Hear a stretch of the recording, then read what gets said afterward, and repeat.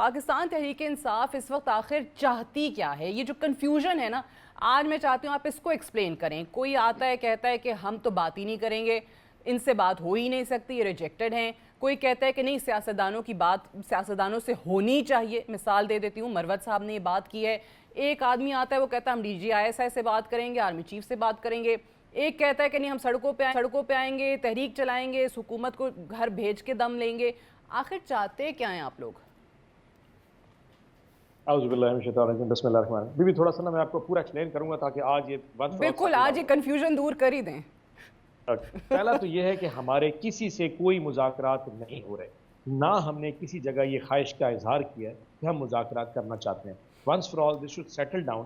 اور party policy یہ ہے کہ شبلی فراز صاحب نے پرسوں میرے ساتھ یہ پریس کانفرنس میں اڈیالہ کے باہر، جب میں اور وہ شبلی فراز صاحب، جی اپنا اسد کیسر صاحب، ہم جب خان صاحب سے مل کے آئے تو ہم نے باہر پریس کو بتا دیا کہ ہمارا کوئی مذاکرات کہیں نہیں ہو رہے، نہ ہم نے کسی یہ خواہش کا اظہار کیا کہ ہمارے ساتھ مذاکرات ہمیں کرنے کی خواہش ہے. Number one.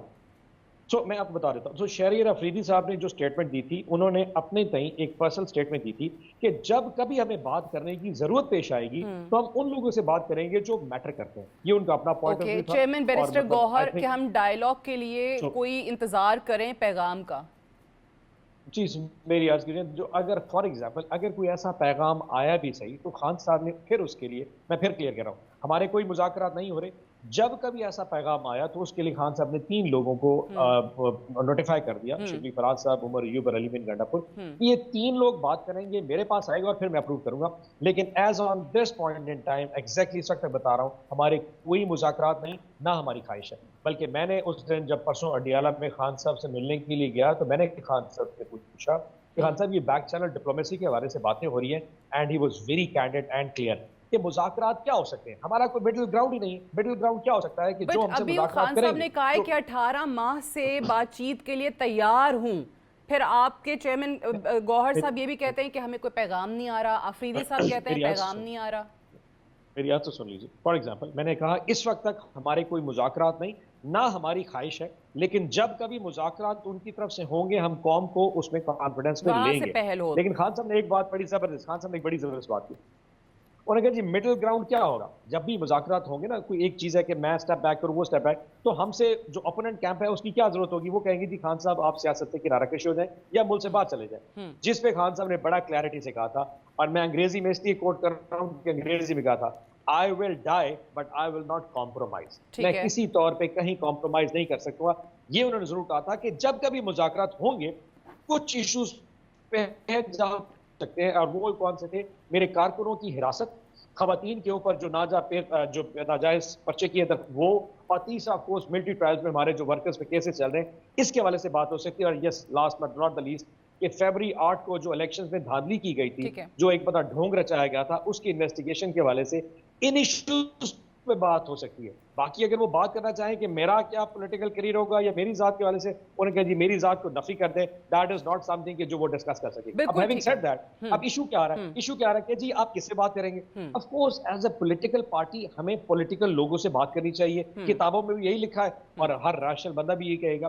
But you and me نو کہ جو اس وقت کی جو پولیٹیکل فورسز ہیں ان کے پاس ہے کیا؟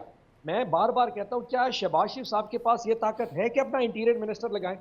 اور پھر میں یہ بھی کہتا ہوں کہ جب محسن نقوی نیشنل اسمبلی میں آتا ہے تو ساری نون لیگ اس کی سیٹ کے گرد گرد گھوم جاتی ہے کہ صحیح یہ بھی کام کر دو، وہ بھی کر دو. اور جیسے شہباز شریف آ جائے اس دن 10-12 سے زیادہ MNAs نہیں آتے نیشنل اسمبلی. انہیں پتہ ہے کہ اس کے ہاتھ میں کچھ بھی نہیں ہے. سو جو پاور لیس لوگ ہیں ان سے کیا بات کی جائے؟ اور فار ایگزامپل ایک دن ہم شہباز شریف سے پوچھتے ہیں کہ میاں صاحب بات کریں گے تو میاں صاحب ہولڈ کریں، میں ادھر سے وہ کہتا ہوں میں پہلے اپروول لے کے آؤں. جو شخص اپنے آپ کو وزیر اعظم کی اتھارٹی یوز نہیں کر سکتا وہ ہم سے کیا بات کرے گا؟ تو جب کبھی بات ہوگی ان لوگوں سے جو اگر محاذ آرائی کی طرف بات جاتی ہے، جو کہ KPK کے وزیر اعلیٰ گنڈاپور صاحب آلریڈی کر بھی چکے ہیں کہ اسلام آباد آئیں گے، اسلام آباد پہ انہوں نے چڑھائی کی بات کی ہے، اسلام آباد پہ قبضہ کرنے کی بات کی ہے، ان لوگوں کو جو حکومت ہے ان کو نکالیں گے باہر. اس کا انجام کیا ہوگا؟ اون عباس صاحب آپ بڑے سین وائس رکھتے ہیں، آپ بڑی سینسیبل بات کرتے ہیں. یہ چیزیں جو ہیں آپ لوگوں کے لیے، جس طرح وہاں سے بھی جواب مل گیا نا کہ اگر آئیں گے تو پھر وزیر اعلیٰ کی حیثیت سے واپس نہیں جا پائیں گے. میں عرض کروں، جب پہلی دفعہ علی بن گنڈا پور ملنے کے لیے آیا تھا نا شہباز شریف صاحب کو، تو ہمیں بھی پسند نہیں آیا تھا. بٹ ہیونگ سیڈ دیٹ جس پوزیشن میں وہ ہیں، آئی تھنک کوئی بھی سین آدمی یہی کرتا جو انہوں نے کیا.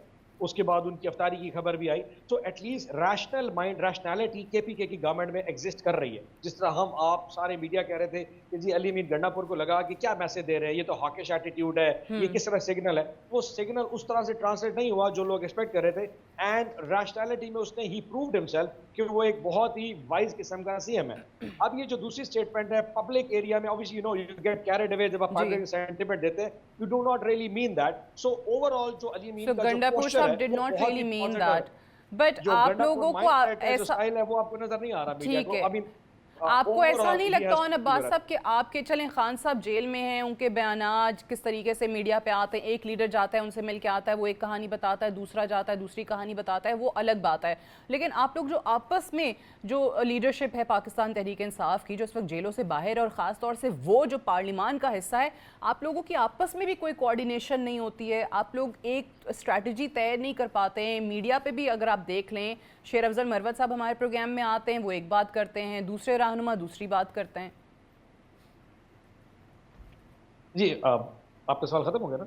जी जी हाँ जी। अच्छा, ये थोड़ा अनफॉर्चुनेट जरूर है और ये किसी का नाम लिए बगैर, और ये नेचुरल भी है। जब लीडरशिप ऑब्वियसली जेल में है, हमारे लीडर वहाँ पे, और पार्टी का अपना एक सिस्टम चल रहा है, तो वहाँ पे कहीं ना कहीं गलतियां हो जाती हैं। मेरे जैसा बंदा जो खान साहब को मिल के आएगा वापसी पे, अगर रूटीन में हो तो मैं वैसे छाती चौड़ी कर लूंगा कि जी खान साहब को मिल के आ रहा हूँ तो दो चीजें मैं भी लगा दूंगा। ये गलती इंसान से हो जाती है। बट हैविंग सेड दैट, आपको एक अप्रिशिएट भी तो करना चाहिए कि जब खान साहब जेल में थे, हमने 8 फरवरी का इलेक्शन इसी पार्टी ने लड़ा, इसी कोर कमेटी ने लड़ा। हमारे पास निशानात नहीं थे, बल्ला नहीं था, हमारे कैंडिडेट्स के साथ जो हरासमेंट हो रही थी, हमारे नॉमिनेशन पेपर, फिर भी तो 8 फरवरी को हम इनकलाब लेके आए थे। सो कहीं ना कहीं अगर इस लीडरशिप से कोई चीज ऊपर नीचे हो जाती है, माइनर सी, आई मीन इतना लीवरेज तो हमें एज ए पॉलिटिकल पार्टी मिलना भी चाहिए। हम आजाद सोच के मालिक हैं, हर बंदे ने अपना माइंड अप्लाई करना होता है। जब टॉक शो पे जाते हैं, मैं आपके साथ बैठा हूँ, मैं ऐसी कोई बात कर जाऊं जो ऑब्वियसली पार्टी पॉलिसी नहीं है, लेकिन आई गेट कैरिड अवे क्योंकि मैं इंसान हूं, तो मुझे इतना लीवरेज पॉलिटिकल पीटीआई को और उस लीडर को मिलना चाहिए। इंसान है कहीं ना कहीं, लेकिन ओवरऑल अगर आप देखा जाए 90% हम as a political Jamaat without our leader जो कि हमारा जेल में बैठा था, I think PTI has done a wonderful job. और अगर इसमें इतनी गलती है तो इतनी तो माफी की गुंजाइश मेरे ख्याल आपको भी हमें देनी चाहिए।